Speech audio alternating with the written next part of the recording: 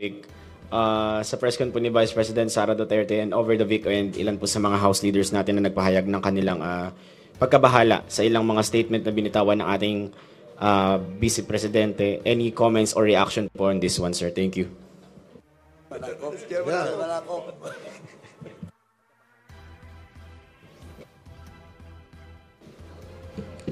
Yung sa akin talaga, gusto kong tanungin kung okay lang ba siya eh. Nag-aalala po talaga ako eh. Pero the statements were not even, for me, hindi na siya political eh. Parang it's a question of kultura. Nasa kultura ba nating mga Pilipino yung mga ganyan na statements? Ganyan ba tayo pinalaki? Ganyan ba kapaligiran natin? So, talagang nanlilisik. Parang galit na galit sa mundo. So, yun lang. Kaya talagang question ko po eh, kung talagang okay ba siya. So, yun. Follow up? Si Hello? Congressman Rog, your comment? Well, I have to agree with si Congressman Ortega. I think it's a cultural issue, especially yung relation to dun yung sa description yung bangkay.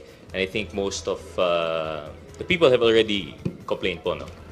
I think it doesn't really involve any comment on our part as congressmen, and we leave it siguro to the people to decide on how they would see that as qualities of a leader. Yun po.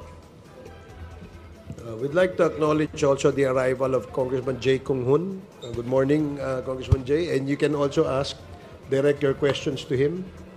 Sir, follow up. Go ahead. Following up with that lang po, some of the Young Guns leaders requested psychological evaluation for the Vice President, sir. Would this be firm or may re-recommenda daw po ba tayo na...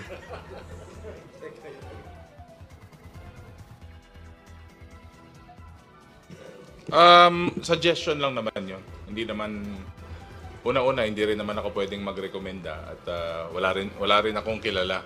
Kasi so far parang okay pa naman ako. Pero the people have seen the interview. So parang may something. Ewan ko. Oo. Parang punong-puno ng galit, saka parang parang yung mga lumabas sa ating mga pahayagan, para talagang parang hindi ko alam kung may meltdown o may problema na nangyayari right before our eyes during the press ko. Sir?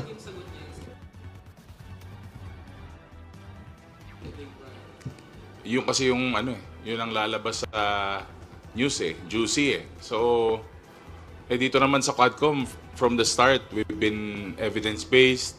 Kung ano po ang mga lumalabas sa aming legislative inquiry, very clear po yun na yun po ang lumalabas at napapalabas po sa social media. But, again, baka it's another diversionary tactic.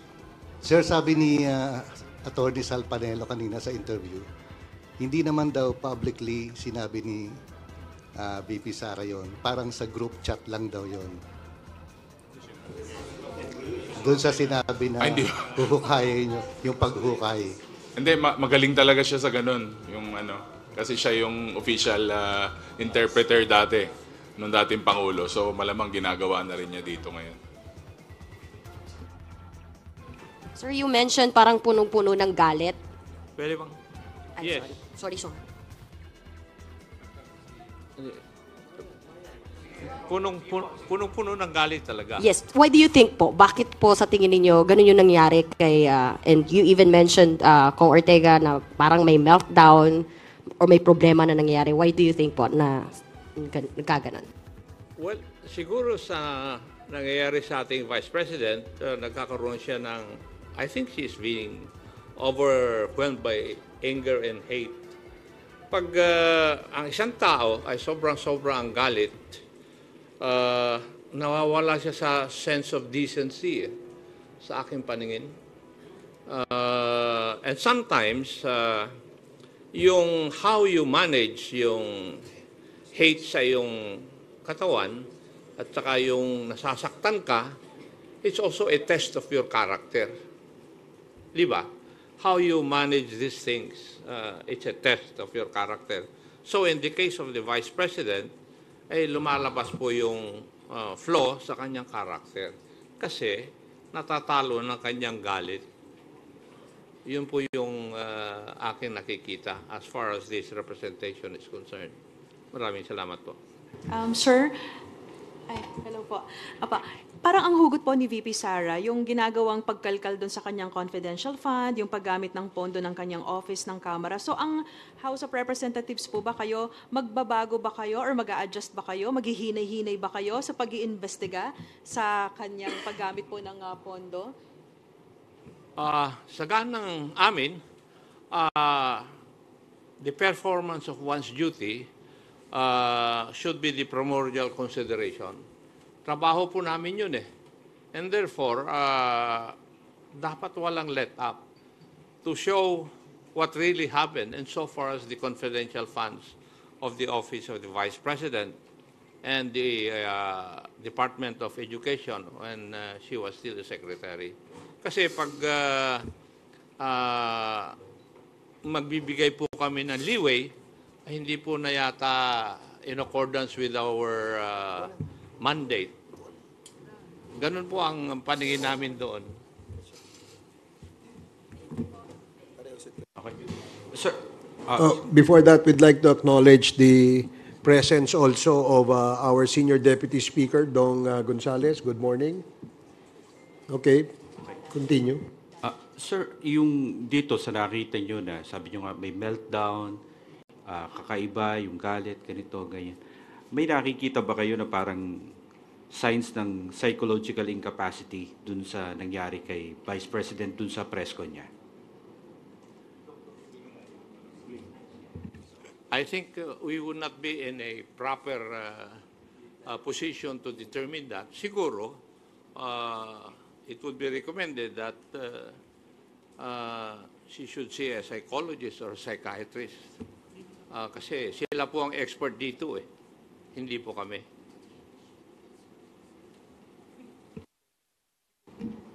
Sir, sorry, good morning po.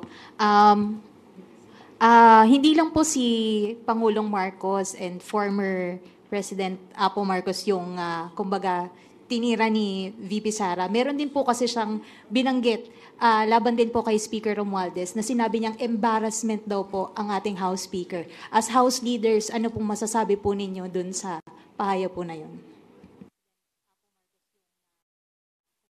That's her opinion. It's not the opinion of 120 million Filipinos. Di po ba? And she is entitled to her opinion. Sir, follow-up lang. Kasi yung embarrassment po is stemming from doon sa sinabi ni VP Sara na tumanggap daw po ng suhol si Speaker Romualdez. Do you know anything about this? Or what can you say about this po? Suhol saan yun? She did not expound or elaborate po yung tungkol doon sa susunod daw niyang press con. Pero, So we will not be commenting on that kasi hindi naman namin alam kung ano suhol yan. Hayaan mo po muna mag-expound siya. Then we'll answer the issue about it. And second siguro, I'd just like to add no. Just like what we have done with the Office of the Vice President, giving due courtesy to that office, ang unsolicited advice po is the Vice President should also give due courtesy to the Office of the President and, of course, to the late Ferdinand Marcos Sr. Yun lang po. Kasi well in fact, for the record, napakaganda na pong binigay naming courtesy sa kanya nung she was invited during the Good Government Committee hearing.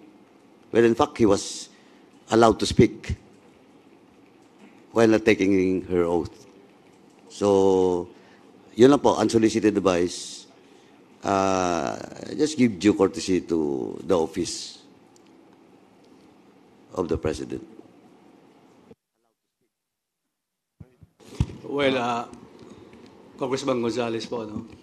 Well, regarding dun sa Suho, hindi po namin alam yun. Diba? Ang pagkaalam ko po from the day of the campaign, ang kasama po ni Vice President Sara ay si Speaker Martin Romualdez.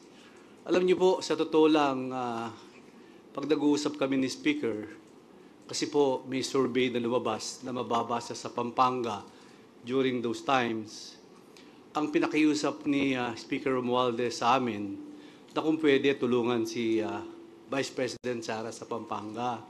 Kasi nga, may kandidatong Kapampangan doon, si Kiko Pangilinan. At mataas si Kiko Pangilinan kasi Kapampangan. So, winork out po namin yun. At from day one up to the proclamation